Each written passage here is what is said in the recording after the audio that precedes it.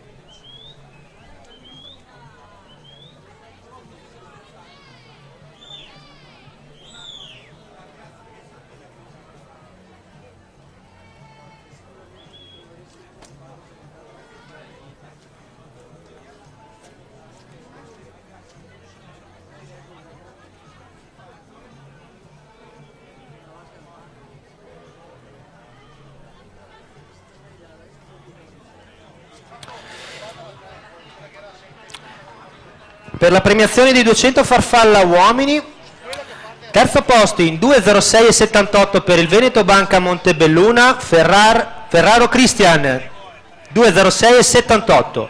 Al secondo posto in 2:05 e 33 per la Fondazione per Gerardina Alessio per l'Antares Nuoto. E al primo posto con il nuovo record della manifestazione per la Notolli Nuoto 74, Coan Giovanni.